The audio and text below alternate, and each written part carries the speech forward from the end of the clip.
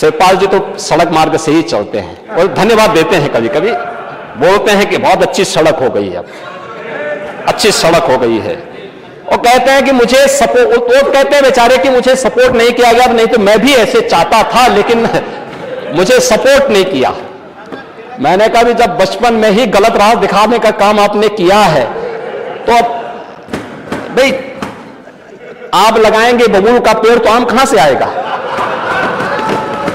तो मैं अक्सर उनको कहता हूं इस बारे में।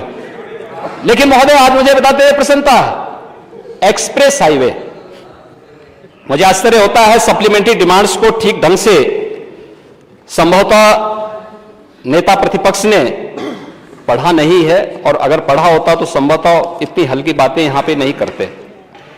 हमने सप्लीमेंट्री डिमांड्स में जो मांग, नई मांग की है, वह सप्लीमेंट्री डिमांड्स में परंपरागत बजट के लिए पैसे की मांग नहीं होती है, ये नई मांग के लिए पैसे की मांग होती है।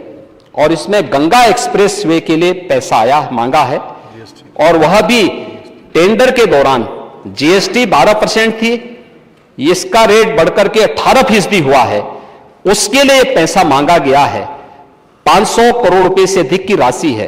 पूर्वांचल एक्सप्रेस वे के लिए कोई पैसा नहीं मांगा गया है, बुंदेलखंड एक्सप्रेस वे के लिए कोई पैसा नहीं मांगा गया है, गोरखपुर लिंक एक्सप्रेस वे के लिए कोई पैसा नहीं मांगा गया है, बलिया लिंक एक्सप्रेस वे के लिए कोई पैसा नहीं मांगा गया है, और लखनऊ कानपुर या किसी भी अन्य एक्सप्रेस वे के लिए पैसा नहीं मांगा गया है। यह गंगा एक्सप्रेस वे का पैसा है। मुझे लगता है यह जानकारी उनके संज्ञान में होनी चाहिए। और दूसरा, उनके संज्ञान में यह बात भी होनी चाहिए कि जो गोरखपुर लिंक एक्सप्रेस वे की बात कर रहे थे, 6000 करोड़ रुपए का बन रहा है। मुझे लगता है कि उनको तथ्यों की जानकारी होनी चाहिए। 6000 करोड़ का नहीं है, बल्कि कुल 3500 करोड़ रुपए का है। और इसमें भी अगर हम देखेंगे तो ये पूरा एक्सप्रेस वे उन क्षेत्रों से होकर जा रहा है जो लो लैंड का एरिया था।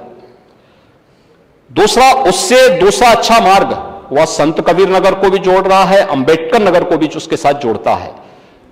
मुझे लगता है कि थोड़ी भौगोलिक जानकारी भी लेनी चाहिए। भौगोलिक जानकारी का ज्यादा ज्ञान ले लेंगे तो मुझे लगता है कि इस प्रकार की हल्की बातों को यहां बोलने से उनको भी थोड़ा परहेज होगा। महोदय, इसके साथ ही प्रदेश के अंदर आज एक्सप्रेस वे के रूप में उत्तर प्रदेश की पहचान बन गई है।